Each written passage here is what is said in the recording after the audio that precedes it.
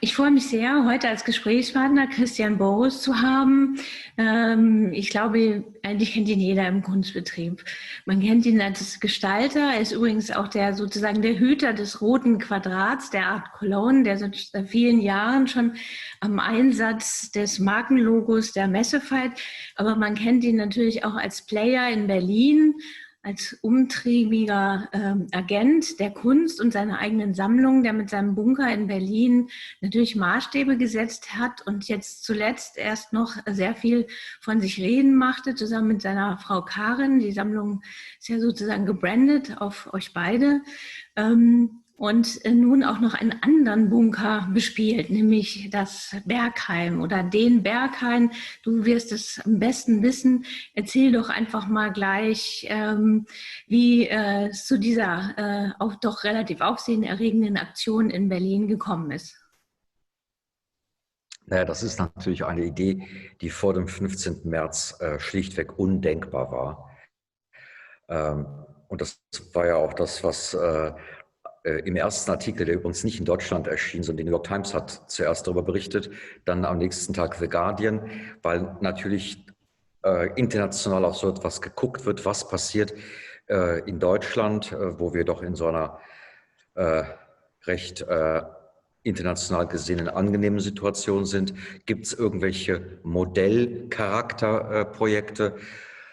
Und das Studio Berlin-Projekt, also die Ausstellung im Berghain, ist etwas, was eben unthinkable war vor dem 15. März. Und genau das bringt die Sache auf den Punkt, dass man in Krisen oder ich sage gerne Sondersituationen zwei Dinge tun kann. Man kann in tiefe Trauer fallen, man kann betroffen sein, man ist immer natürlich beeinflusst davon, meistens nicht positiv. Aber kreative Menschen sehen diese Sondersituation als eine Okkasion, Dinge zu denken erstmal und dann auch zu tun, die undenkbar waren. Und natürlich ist der Club ein Club mit einer harten Tür. Und schade, dass es nicht so immer weiterging. Aber es gab dann das Shutdown und da muss man einfach neu denken. Und so ist eben aufgrund der Krise diese Idee gekommen, 117 Künstler zu fragen. Das ist ein Sack von Flöhen. Jeder, der eine Gruppenausstellung mit 4 Künstlern organisiert hat, weiß, wie schwer das ist. 117 Künstler in ganz kurzer Zeit zu besuchen und zu fragen, was habt ihr in diesem Jahr, in dieser besonderen Zeit gemacht? Und das haben wir ausgestellt. Also es ist nicht die Sammlung, woraus dem Berghain zu sehen ist. Keine einzige Arbeit gehört uns, sondern es ist von uns organisiert, initiiert, mitbezahlt. Eine Ausstellung, die ein Spiegel dieser doch sehr besonderen Zeit ist. Aber du sagst besuchen. Wie kann man sich das denn vorstellen, in dieser Zeit eben wirklich mit Künstlern arbeiten, für einen spezifischen Ort zu entwickeln, wenn es doch gar nicht unbedingt möglich ist, dass man sich vor Ort austauscht und dort Dinge entwickelt? Wie habt ihr das gemeistert? Zu zweit oder zu viert sich hinzuhocken und mit Maske sich zu unterhalten und die Äuglein aufzuhalten, das geht auch bei Corona. Die besondere Situation in allen Studios auf der Welt ist ja, dass die Künstler in den Studios sind. Das ist mir gar nicht so bewusst gewesen, dass ein Großteil, zumindest der erfolgreichen Künstler, ja viel mehr im Flugzeug sitzen, auf Reisen sind, in irgendwelchen Hotelzimmern, Messen vorbereiten, Ausstellungen vorbereiten. Und plötzlich sind die alle in den Studios. Und eine ungeheure Schaffenskraft, weil unabgelenkt von diesem ganzen Zirkus konnten die Künstler produzieren. Das heißt, da gab es ein weitaus größeres Output als vorher und umgekehrt proportional brachen alle Visibilitätsmöglichkeiten weg. Keine Ausstellungen, keine Galerien, keine Museen und natürlich auch keine Messen in der Zeit möglich. Und das wirklich Tolle, was ich gemerkt habe, ist, natürlich brauchen die Künstler Okkasionen, um ihre Werke zu verkaufen, weil davon leben sie. Aber noch viel, viel wichtiger ist den Künstlern, dass die Sachen gesehen werden, dass die Sachen erörtert werden, dass die in einen gesellschaftlichen Diskurs kommen. Also die Sehnsucht zu zeigen war groß. Und im Normalfall bei Gruppenausstellungen fragen die Künstler oder stellen die Künstler Bedingungen. Die erste Frage, wer stellt noch aus? Wer ist der Designer? Wer macht die Architektur? Wer macht das Licht? Mein Gott, wir haben im Berghain das Putzlicht angemacht und kein einziger, also auch nicht von den Superstars, hat uns gefragt, wer ist noch dabei, sondern es gab ein bedingungsloses Ja auszustellen. Das heißt, du kannst jetzt mit deiner Erfahrung, die du gemacht hast in den letzten Monaten, diese Veränderung, die Transformation der Geschwindigkeiten, der zum Teil Maßlosigkeiten des Kunstbetriebs auch ein bisschen was Positives abgewinnen, auch für deinen persönlichen Lifestyle möglicherweise, höre ich daraus. Also nicht mehr so viel reisen, etwas ökologischer denken, sich auf die Kräfte vor Ort besinnen. Wie hast du das jetzt für dich persönlich sozusagen verstoffwechselt, diese globale Zäsur, die es gab? Ich möchte nicht zynisch sein und das, was passiert, ist wahnsinnig schrecklich und hat immense Konsequenzen. Aber ich kann für mich sprechen oder auch für unsere Kleinfamilie. Ich habe gelesen wie noch nie. Meiner Firma ging es nicht so gut, weil Aufträge brachen weg. Das ist tragisch. Aber ich hatte Zeit nachzudenken. Und wenn man eben nicht in so einer Schockbetroffenheit ist, sondern diese Krise, und auch die ging nicht an uns vorbei, also auch bei mir als Unternehmer nicht vorbei, aber ich habe sie genutzt, um nachzudenken. Ich habe mit meinen Mitarbeitern gesprochen, mit meinem Führungsstab gesprochen, was machen wir, und mit meiner Frau gesprochen. Und so kam eben das Berghain-Projekt raus. In meinem Unternehmen gab es Veränderungen. Man kann solche Zäsuren, wie du sagst, auch positiv nutzen, oder besser gesagt, man sollte sie, weil man lässt so viele Federn bei Zäsuren. Es ist finanziell und in jeder Hinsicht desaströs. Nur man wäre bescheuert, wenn man nicht ein bisschen eine Zäsur auch als Okkasion, als Chance, als Restart-Möglichkeit oder Potenzial sieht. Und das habe ich versucht.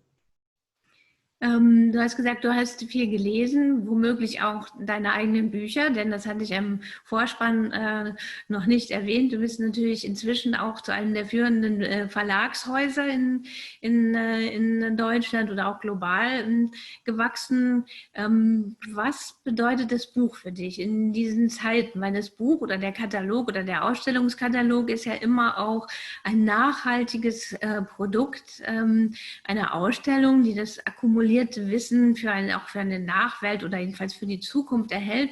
Und andererseits, wenn man, das wirst du auch kennen, durch die Lager vieler Museen geht, durch die Depots liegen auch sehr viele unverkaufte Kataloge dort rumgestapelt, weil natürlich ebenso wie der gesamte Kunstbetrieb und einer gewissen Überproduktion leidet, aber vielleicht der Kunstkatalogs-Ausstellungsbetrieb auch. Wie siehst du da deine Position in diesem Spiel?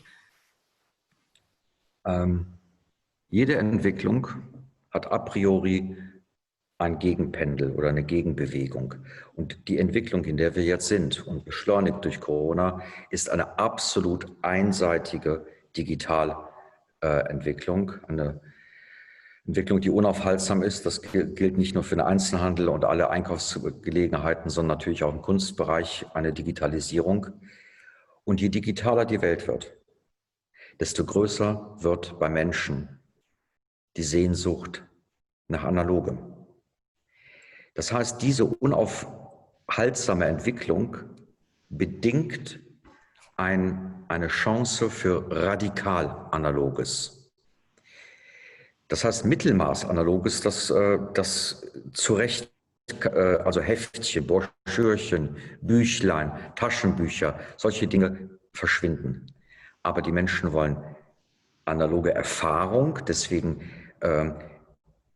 um das Berghain-Projekt zu schildern, Tausende von Computern waren zur gleichen Zeit an, um beim Ticketverkauf, also wie eine virtuelle Warteschlange, die es ja auch vor dem Berghain immer gab, gab es die an Rechnern, und die Menschen wollten Kunst sehen. Sie wollten sich treffen und geordnet und unter vielen Bedingungen natürlich heute Kunst rezipieren. Also eine Sehnsucht nach Analogem und Wahrhaftigem und Wahrem. Und das Gleiche ist auch bei Büchern. Ich war müde. Ich war müde, Online-Viewing-Rooms mir anzuschauen, mich durchzuklicken. Man hat ja so seine Protokolle, wie viele Stunden man auf Instagram verbringt. Das war mir erschreckend zu sehen, wenn das Reporting kommt, wie digital man unterwegs ist.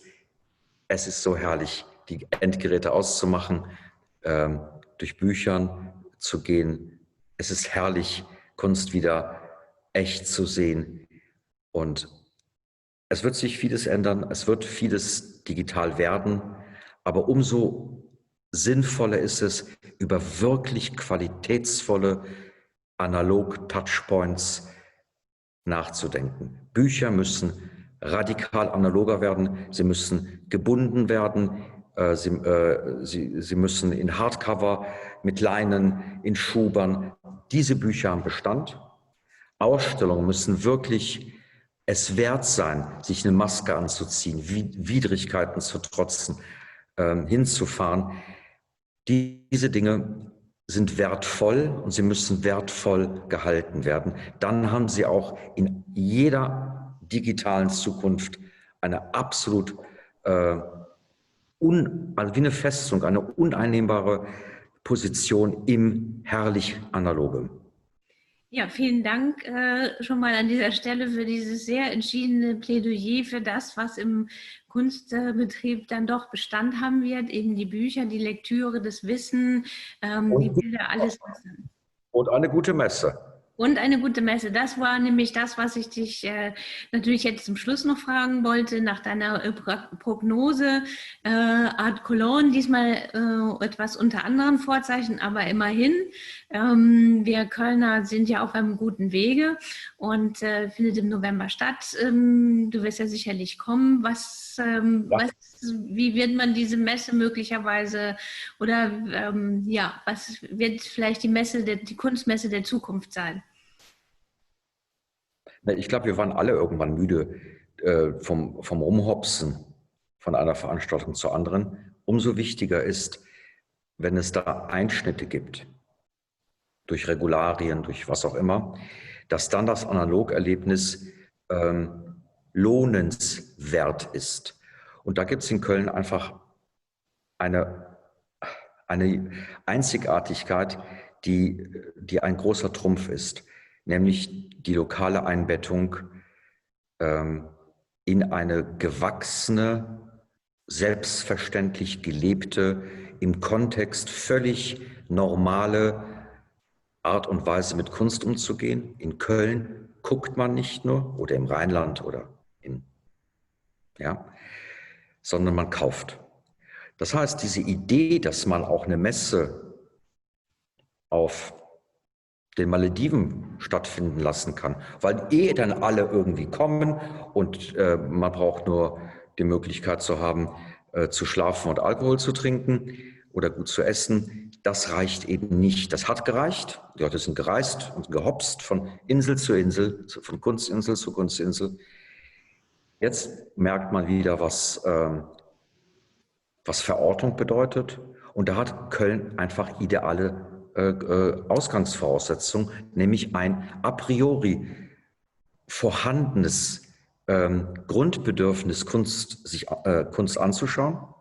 Es ist selbstverständlich wichtig. Dafür brauchst du keine Erziehungsprogramme wie in Asien, dass man sagt, okay, und nach deiner Ferrari und nach deiner Rolex, dann wird es Zeit, dass du über Kunst nachdenkst. Das ist ja alles bei uns gelernt, was Distinktionsgewinn, was Bereicherung intellektueller Natur bedeutet. Das ist alles da. Kein an die Hand nehmen von irgendwelchen Neureichen, sondern etwas Normales. Und diesen Heimvorteil kann die Art Cologne spielen. Es ist normal, dass Leute aus Brüssel kommen, dass ein paar Leute aus Paris kommen. Es ist eine Heimat immer schon gewesen, um Kunst zu schauen und Kunst zu kaufen. Vielen Dank. Da würde ich doch sagen, wir sehen uns im November in Köln und ja, sehr gut von dir, dieses Plädoyer für das Substanzielle und dessen Bestand auch in Zukunft zu hören. Vielen Dank.